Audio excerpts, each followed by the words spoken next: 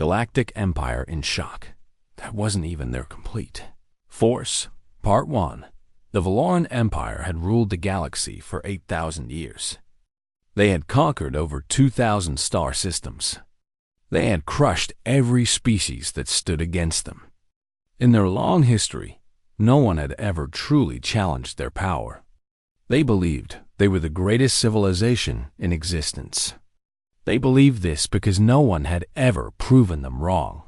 Humanity had only been traveling among the stars for 300 years. They controlled 47 systems on the edge of the galaxy. To the Valorans, humans were nothing. They were a minor species. They were insects building small nests in the corners of a great house. Admiral Tae-sung stood on the bridge of the HSS Steadfast and watched the sensor display with calm eyes. 200 Valoran warships had just entered the Karak system. His patrol fleet had only 15 ships. The numbers were not in his favor. "Sir, they are hailing us," said Hana, his communications officer. She was young, but her voice was steady. "Put them through," Tae-sung said. The main screen flickered. A Valoran appeared. He was tall and thin, with gray skin and 4 eyes that blinked in sequence. His uniform was covered in medals and symbols of rank. This was High Commander Veltris, and his face showed nothing but contempt. "Human vessels," Veltris said. "You are in Valoran territory. The Karak system belongs to the Empire. Our ancient star maps prove this claim. You will evacuate all colonies and withdraw all ships within 48 hours. If you refuse, we will remove you by force." Tae-sung did not react. He had dealt with arrogant officers before. "High Commander, the Karak system has been under human control for 80 years. We have 3 colonies here with over 2 million citizens. We will not abandon them based on maps that are thousands of years old."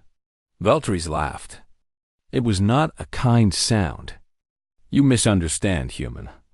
I am not asking. I am telling. Your species is young and weak. You have no power here. Obey, or be destroyed." The transmission ended. Hana looked at her admiral. "Sir, what do we do?" Tae-sung was quiet for a moment. Then he turned to his tactical officer. "Contact Ambassador Yun-ji on Karax 3. Tell her we need her up here immediately." 1 hour later, Ambassador Yun-ji arrived on the Steadfast. She was a small woman with sharp eyes and a sharper mind. She had spent 20 years negotiating with alien species. She knew how to read people, human or otherwise. "I reviewed the transmission," she said to Tae-sung. "Veltris is not interested in talking. He wants a conquest, something easy to boost his reputation back home. Can we negotiate at all? I can try, but I need you to understand something, Admiral. The Valorans see us as beneath them. To them, negotiating with humans is like negotiating with animals. They will not take us seriously unless we force them to." Tae-sung nodded. "Do what you can. Buy us time." Ambassador Yun-ji opened a channel to the Valoran flagship. Veltris appeared again, looking annoyed that anyone was still talking to him. "High Commander," Yun-ji said with a polite bow. "I am Ambassador Yun-ji of the United Earth Diplomatic Corps. I request a formal meeting to discuss the status of the Karak system. Surely the great Valoran Empire can spare a few hours for peaceful discussion before resorting to violence." Veltris stared at her for a long moment. Then he laughed again. "A diplomat? You send a diplomat against 200 warships. This is why your species will never matter. You are weak. You talk when you should fight, and you cannot do either well." "Is that a refusal?" Yun-ji asked, her voice still calm. "It is a statement of fact. You have 47 hours remaining. Use them to run." The screen went dark. Yun-ji turned to Tae-sung. "He will not negotiate. He has already decided to take this system by force. In his mind, we are already defeated."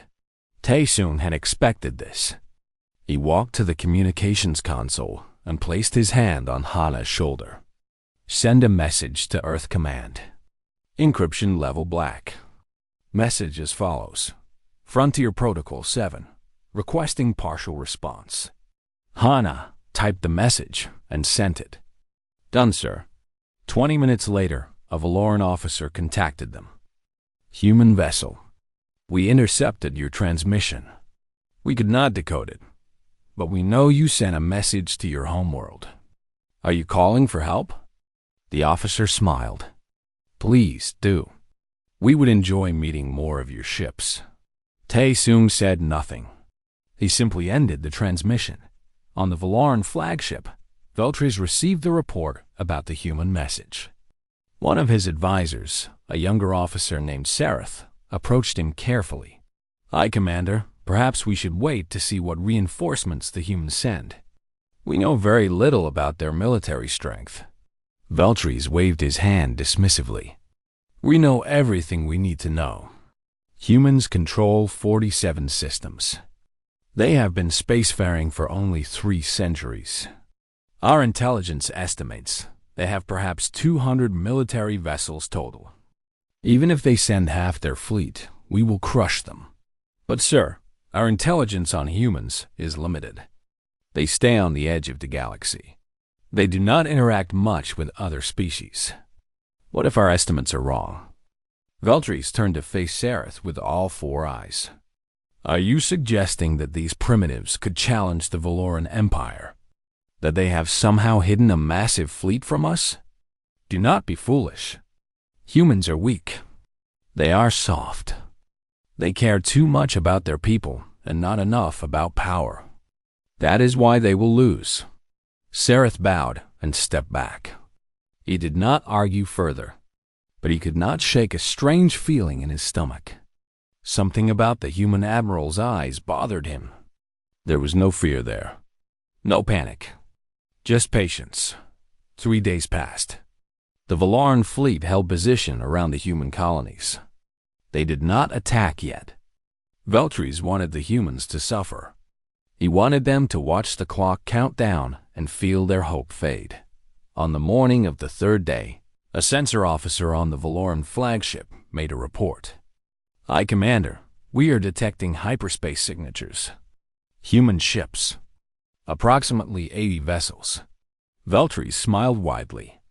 80 ships? They sent 80 ships against 200. He turned to his bridge crew. This is what I told you.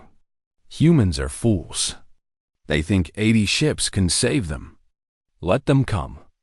We will teach them their place in the galaxy. The Valoran crew laughed. They prepared for battle. They expected an easy victory. Admiral Tae-soon watched the same sensor data on his own screen. He saw the 80 incoming ships. He allowed himself a small smile. Hana noticed. Sir, you seem pleased. But 80 ships. We are still badly outnumbered. Tae-soon turned to her. Hana, do you know what Frontier Protocol 7 means? No, sir. It means we are asking for help. But we are not asking for everything. We are asking for just enough. He looked back at the screen. Partial response. We asked for a partial response. Hana felt a chill run down her spine. Sir, how much is our complete response? Tae-soon did not answer. He simply watched the approaching ships and waited for the Valarans to learn their first lesson about humanity. Galactic Empire in shock. That wasn't even their complete force. Part 2. The 3rd Frontier Fleet dropped out of hyperspace in perfect formation. 80 warships arranged in a defensive pattern that spoke of years of training and discipline.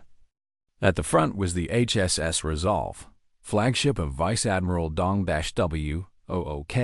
The Dong-W-O-O-K was not a young man. He had gray hair and deep lines on his face. He had fought in 3 border conflicts and had never lost a battle.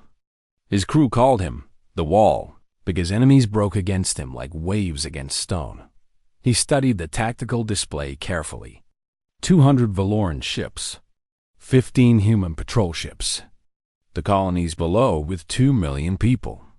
The math was simple, but the situation was not. Open a channel to Admiral Taesung, he ordered. Taesung's face appeared on screen.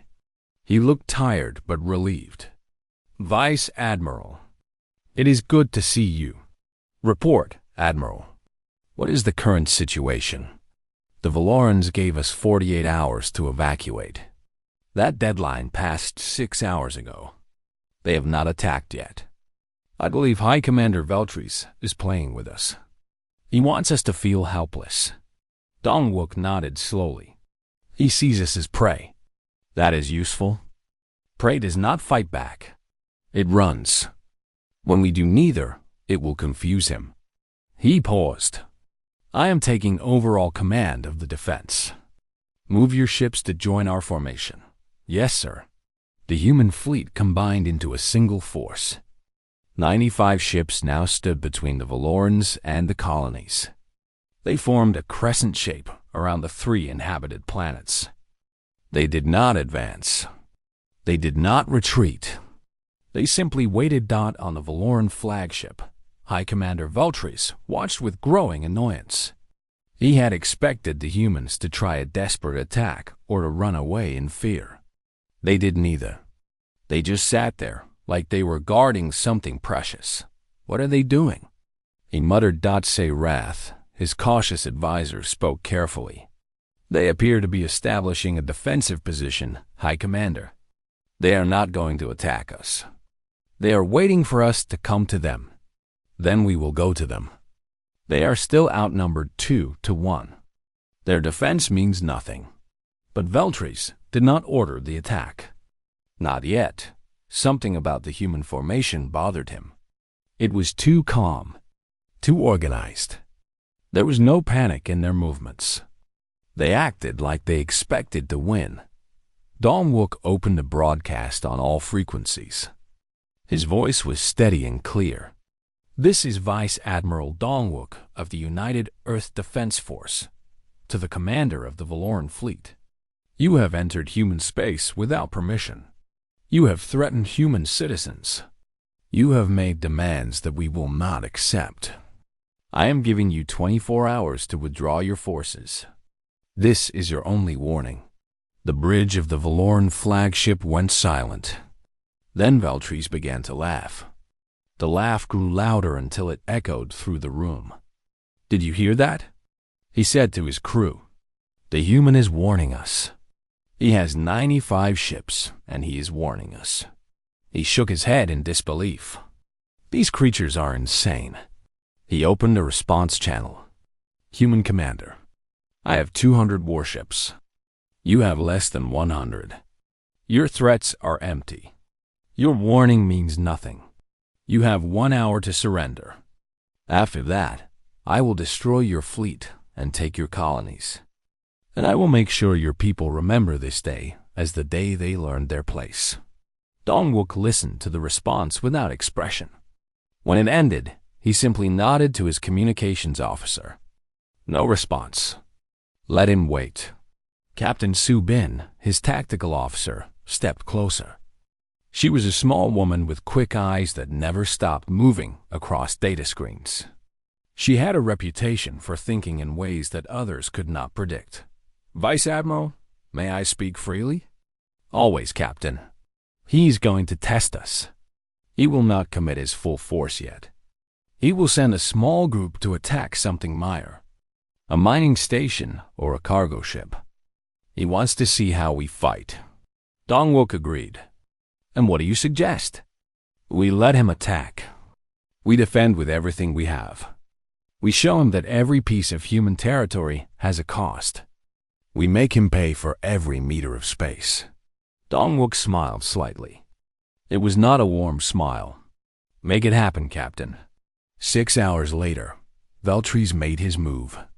He sent 30 ships toward a small mining station on the edge of the system. It was a test, just as Subin had predicted. The station had only 200 workers and almost no military value. A perfect target to measure human resolve. But Dongwook did not let it go. He sent 20 ships to intercept. The battle was short but violent. The Valorans expected the humans to fight defensively. Instead, the human ships attacked with shocking aggression. They moved in tight formations, covering each other, creating overlapping fields of fire. When one ship took damage, others moved to protect it. They fought like a single organism with many parts. The battle lasted 40 minutes. When it ended, 12 Valoran ships were destroyed. Only 3 human ships were lost. The mining station was untouched. Veltris stared at the battle report in silence. His crew waited for his reaction. Sareth felt a cold knot forming in his stomach. 12 ships, Veltris finally said. We lost 12 ships to an inferior force. Aye, Commander, Sareth said quietly. Their tactics are unlike anything in our records. They coordinate in ways we have not seen before. Perhaps we should what? Retreat? Surrender? Veltris turned on his advisor with fury in all 4 eyes. We are the Valoran Empire. We do not lose to primitives. This changes nothing. They got lucky. We will not be careless again. He began giving orders for a full assault. 200 ships against 92. Even with their strange tactics, the humans could not win against those numbers. He would crush them with overwhelming force. On the resolve, Dongwook received the casualty reports. 3 ships lost. 800 crew members dead. He said a silent prayer for each of them. They had bought time with their lives. He would make sure that sacrifice meant something. Su-Bin approached him with a datapad. There was a small smile on her face. Vice Admiral, I just received a coded transmission from Earth Command. And? The 7th Combined Fleet is on approach. 150 ships. They will arrive in 18 hours. Dongwook let out a breath he did not know he was holding. Who is commanding? Fleet Admiral Yunho, sir. Now Dongwook did smile. Fleet Admiral Yunho, the Iron Grandmother, the most decorated officer in human military history. If she was coming, Earth was taking this seriously. What about the Valorans? Do they know? No, sir. Our communications are still fully encrypted. They have no idea what is coming. Dongwook looked at the tactical display. The Valaran fleet was forming up for attack. They thought they were about to win a great victory. They thought they were about to teach humanity a lesson. He almost felt sorry for them. Almost. All ships, he ordered. Defensive formation. We hold this line for 18 hours. No matter what comes at us, we do not break. We do not retreat. We hold. The human fleet tightened its formation. 92 ships against 200. The odds were bad, but they only had to survive. Help was coming. On the Valaran flagship, Veltris gave the order to attack. His massive fleet moved forward like a wave of destruction. He watched with satisfaction as his ships closed the distance. Today, he would show the galaxy what happened to species that defied the Empire. Today, humanity would learn fear. He had no idea that fear was about to become his teacher instead. Galactic Empire in shock. That wasn't even their complete force. Part 3. The battle began at dawn, measured by the local star. 200 Valoran warships advanced in a massive wave formation. They had used this tactic for thousands of years. It had broken every enemy they had ever faced. They saw no reason why it would not work against humans. Vice Admiral Dongwook watched them come. His 92 ships held their crescent formation around the colonies. They did not advance to meet the attack. They waited. Hold position, he ordered. Let them come to us. Make them fight in our space, on our terms. The first Valoran ships entered weapons range. Energy beams lit up the darkness of space. Missiles launched in swarms. The human ships began to take fire, but they did not break. They did not scatter. They held their formation and returned fire with precise, coordinated volleys. When the Volans focused on one ship, others would move to support it. When a gap appeared in the human line, ships would shift to fill it. On the bridge of the HSS Steadfast, Admiral Taesung commanded his small patrol group. They were positioned on the left side of the formation, facing some of the heaviest fire. Around him, his crew worked with calm efficiency, despite the explosions that shook their ship. Ha-dash now reported incoming damage reports. Hull breach on Deck 7. Fire suppression active. Shields at 40%. Maintain position, Taesung ordered. We hold this line. Lieutenant G1 led a squadron of fighter craft through the chaos. She was only 26 years old, but she flew like she had been born in the cockpit. Her squadron weaved between the massive warships, targeting Valoran weapon systems and engines. Watch your spacing, she called to her pilots. Stay tight. Cover each other. A Valoran cruiser tried to break through the human line. G1's squadron swarmed it like angry insects. They knocked out its engines and left it drifting helplessly. Another human ship moved in to finish it. The battle raged for 2 hours. The humans lost 17 ships. The Valorans lost 38. It was not enough to turn the tide, but it was far more than Veltris had expected. On the Valoran flagship, the High Commander watched the battle with growing frustration. His tactics were not working. Every time he thought he had found a weakness in the human formation, they adapted. They covered each other. They refused to die the way enemies were supposed to die. How is this possible? He demanded. They are outnumbered. They should be broken by now. Sareth studied the tactical data with troubled eyes. High Commander, I have been analyzing their movements. They are not fighting as individual ships. They are fighting as a single unit. Their coordination is extraordinary. I can see that. Tell me how to break them. Sareth hesitated. I am not sure we can, sir. Not with current tactics. They seem to anticipate our moves. It is like they have practiced fighting exactly this kind of battle. Veltri slammed his fist on his command chair. Then we will overwhelm them. Press the attack. All ships forward. We have the numbers. Use them. The Valoran fleet pushed harder. More ships fell on both sides. The space around the colonies filled with debris and fire. Deep in the medical bay of the Steadfast, Medical Officer Biora worked frantically to save the wounded. Burn victims. Shrapnel injuries. Radiation exposure. They kept coming faster than she could treat them. A young ensign was brought in with severe burns across his chest. He was barely conscious, but he grabbed Biora's arm. Did we hold? He asked weakly. Did we hold the line? Biora looked at him with tired eyes. We held, soldier. Rest now. The ensign smiled and closed his eyes. He died 3 minutes later. Biora did not have time to mourn. Another patient was already being carried in. The battle continued for 10 more hours. 12 hours total.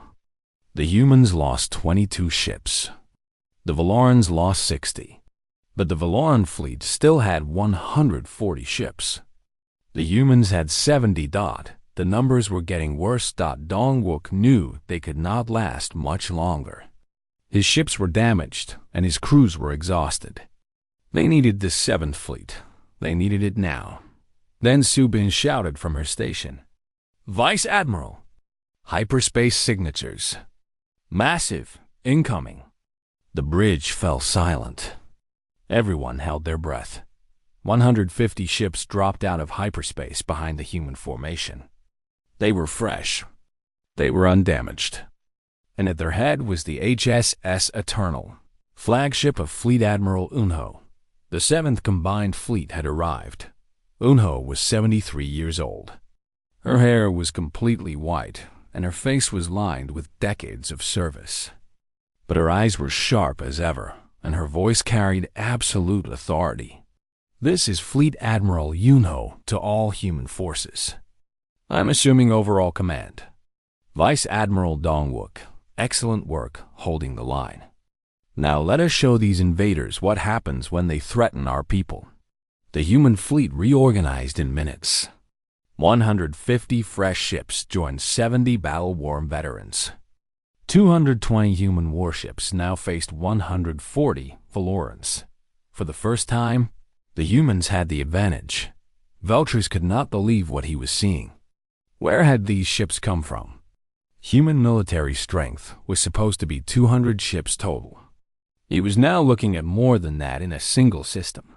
"This is impossible," he whispered. Sarath spoke urgently. "High Commander, we must withdraw. We are now outnumbered. Our ships are damaged, and our crews are tired. The humans have fresh reinforcements. We cannot win this battle." For once, Veltris listened. He gave the order to retreat. The Valoran fleet pulled back to the edge of the system. They had entered as conquerors. Now they huddled together like wounded animals. Yunho did not pursue. She let them go. There was no need for more death today. On the steadfast, Taesung finally allowed himself to sit down. His legs were shaking from exhaustion. Hana brought him water. "We did it, sir," she said quietly. "We survived." Taesung looked at the casualty reports. 22 ships lost. Over 10,000 crew members dead. It did not feel like a victory. But it was not a defeat either. "We held the line," he said. "That is what mattered."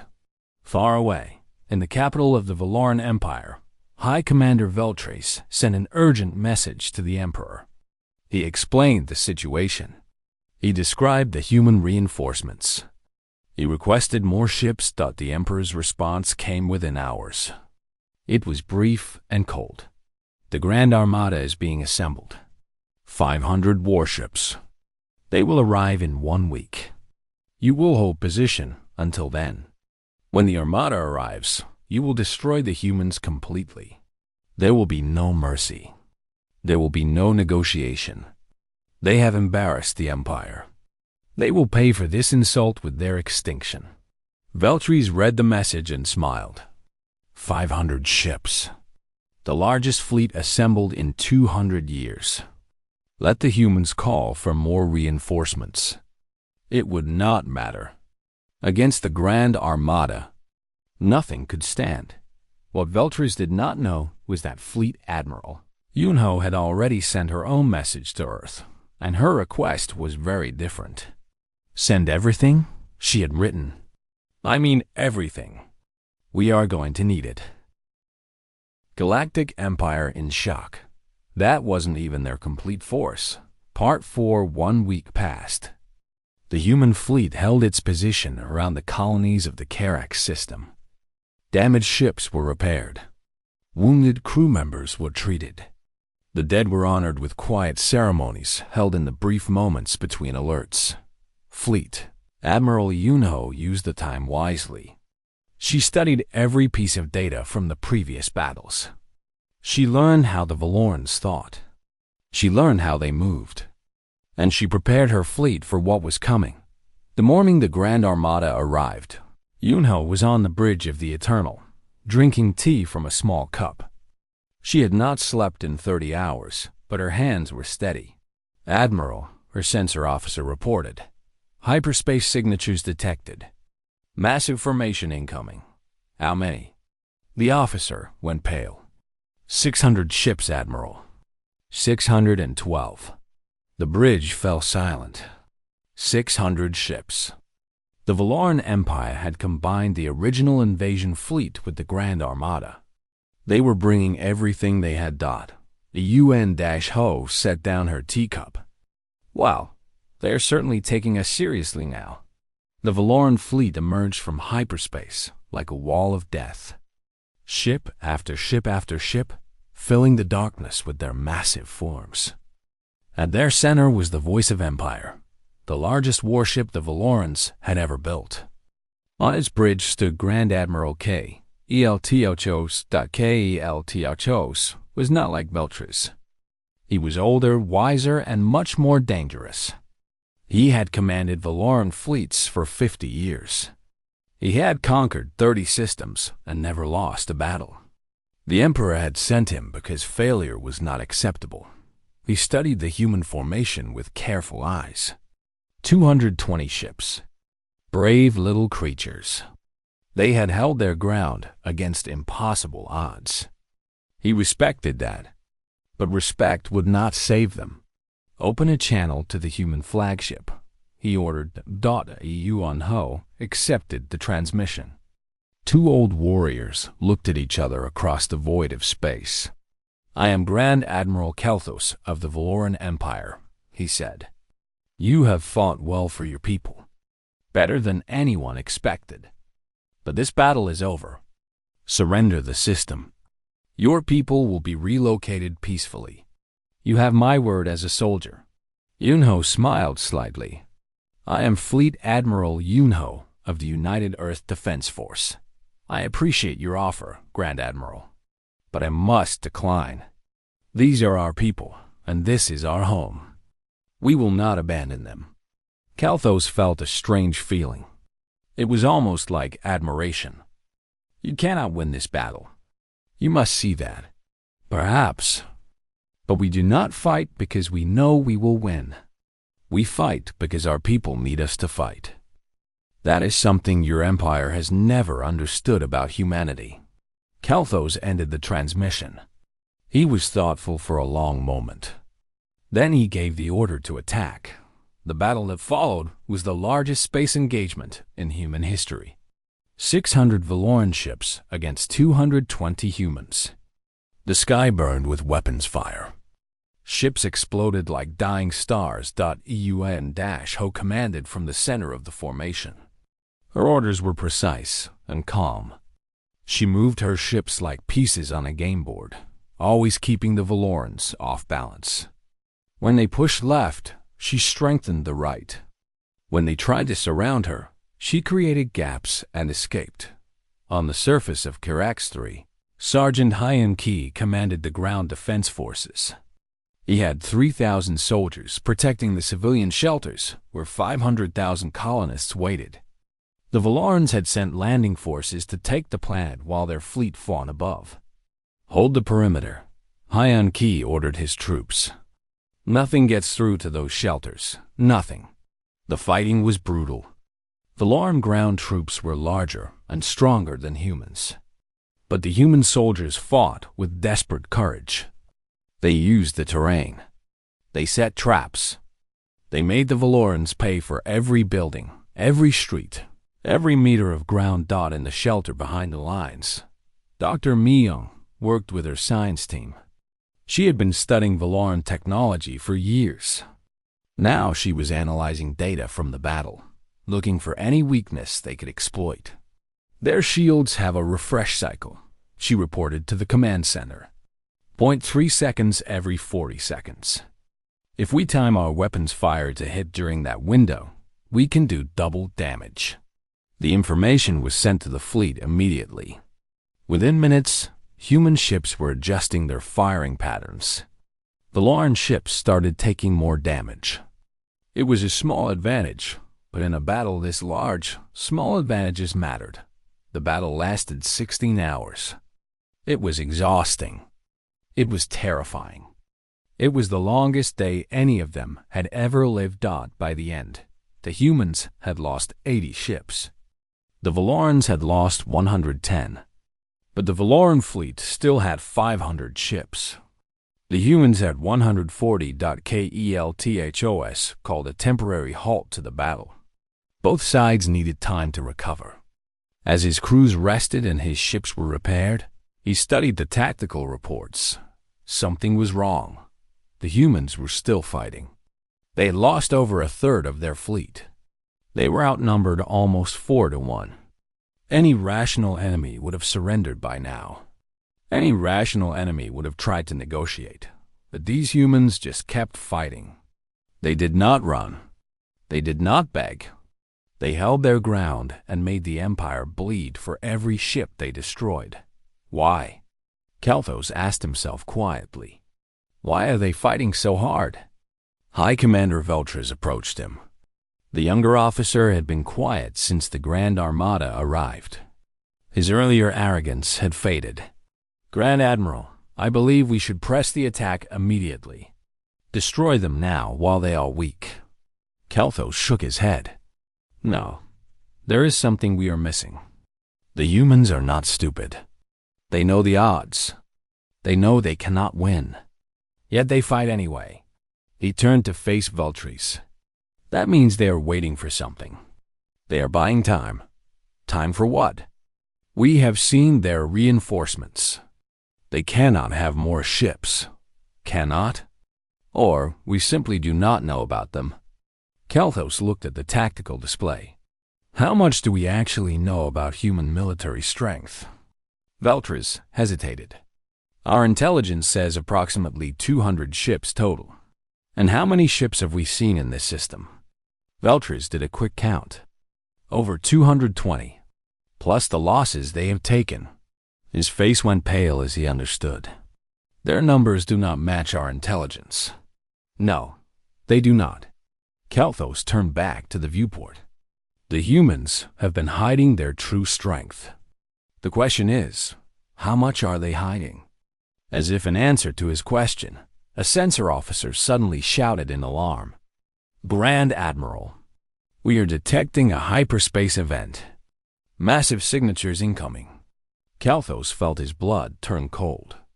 How many? The officer's voice trembled as he answered. Sir, we are reading over 1,200 ships. Kelthos stood frozen. 1,200 ships. Impossible. It had to be impossible. But as he watched the tactical display, ship after ship after ship appeared. They filled the screen until it looked like the stars themselves had come to fight. The full might of humanity had arrived, and Kelthos finally understood. They had not been fighting humanity's fleet. They had been fighting humanity's patrol. What have we done? He whispered. Galactic Empire in shock. That wasn't even their complete force. Part 5. The United Human Fleet emerged from hyperspace in perfect formation.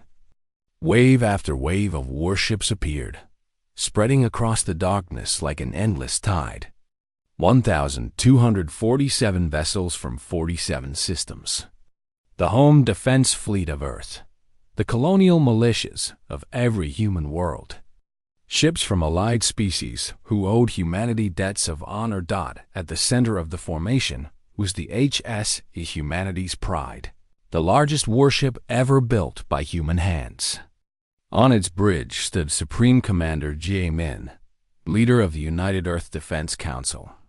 He was a calm man with kind eyes, but those eyes held steel. He opened a broadcast on all frequencies. His voice carried across space to every ship, human and Valoran alike. This is Supreme Commander Jamin of the United Earth Defense Force. Your fleet has attacked human citizens and human territory.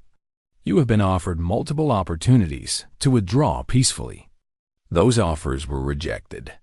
I am now giving you one final chance. Leave this system immediately. If you refuse, we will remove you by force. The bridge of the voice of Empire was silent.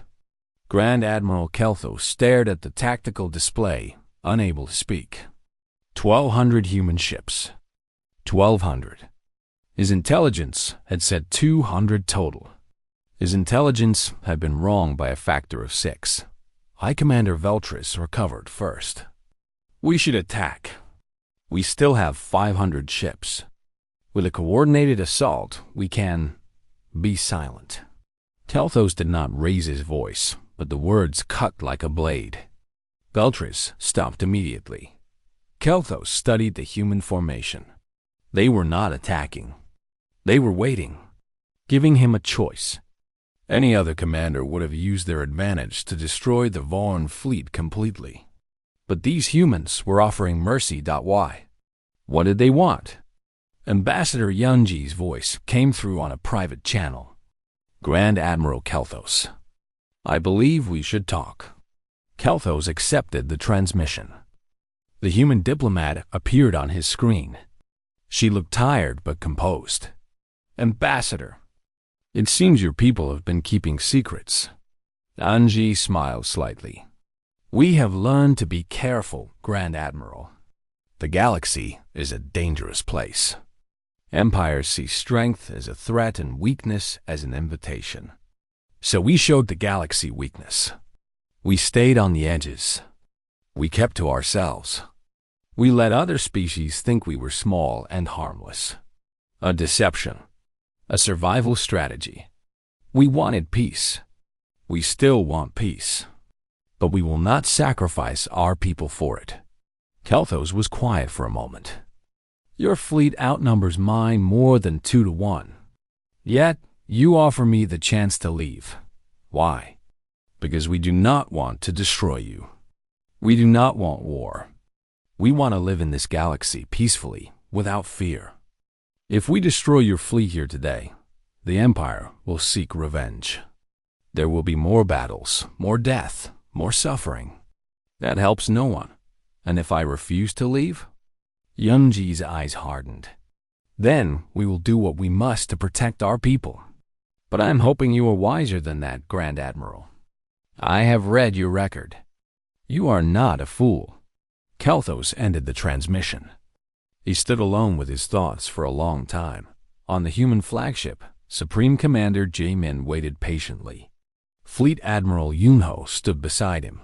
Will he withdraw? Yunho asked. "I believe so. Kelthos is a warrior, not a fool. He knows when a battle is lost. And if he attacks anyway?" Jaemin's face grew sad. "Then we will destroy his fleet. I do not want that. But I will not hesitate if he forces my hand." An hour passed. Then two. The two fleets faced each other across the void, neither moving. Finally, Grand Admiral Kelthos opened a channel to the human fleet. "Supreme Commander Jaemin, I have made my decision. The Valoran Empire will withdraw from the Karak system. We will not return." On the bridge of the Pride, Jaemin nodded slowly. "A wise choice, Grand Admiral.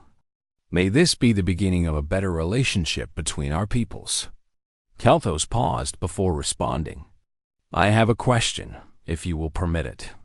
"Ask. This fleet that you have brought, these 1,200 ships, is this your complete military force?" Jaemin glanced at Yunho. The old admiral's eyes sparkled with something like amusement. He turned back to the screen. "No, Grand Admiral. We left ships at home. Someone needs to guard our children."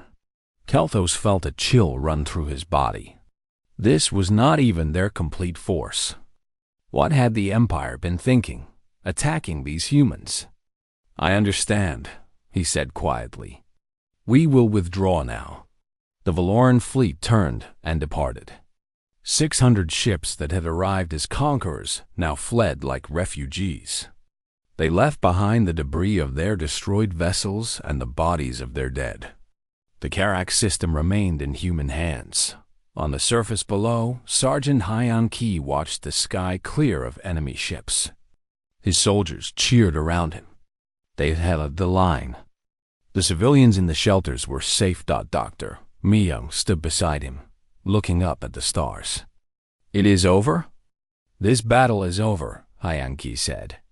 "But I suspect this is just the beginning of something new." In the days that followed, news of the battle spread across the galaxy. Every species heard the story. The mighty Valoran Empire, undefeated for 8,000 years, had been forced to retreat by a species they had dismissed as primitives. And the humans had not even used their full strength. The galactic community did not know what to think. Some were afraid.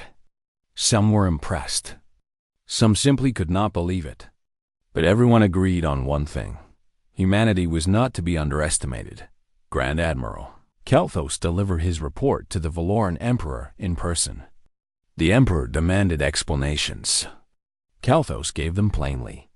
"We made a terrible mistake, Your Majesty. We assumed humans were weak because they seemed weak. We assumed they were primitive because they stayed on the edges of the galaxy. We were wrong. Humanity is not prey. They are predators who chose to act like prey. They hid their strength until we forced them to reveal it. What do you recommend? Kelthos did not hesitate. Never provoke them again. Seek peace. A formal treaty. Recognition of their territory and their rights. These humans do not want war. They proved it by letting us leave. But if we push them again, they will not be so merciful. The Emperor was not happy, but he was not stupid. He accepted the recommendation. 6 months later, a formal peace treaty was signed between the Valoran Empire and the United Earth Federation. The humans did not demand territory. They did not demand tribute. They did not demand the Emperor's surrender or the Empire's dissolution. They asked only for 3 things: recognition as equals, a promise of non-aggression, and the establishment of formal diplomatic relations. The galaxy watched in confusion. A species powerful enough to crush the Valoran Empire, and they asked for peace. Why?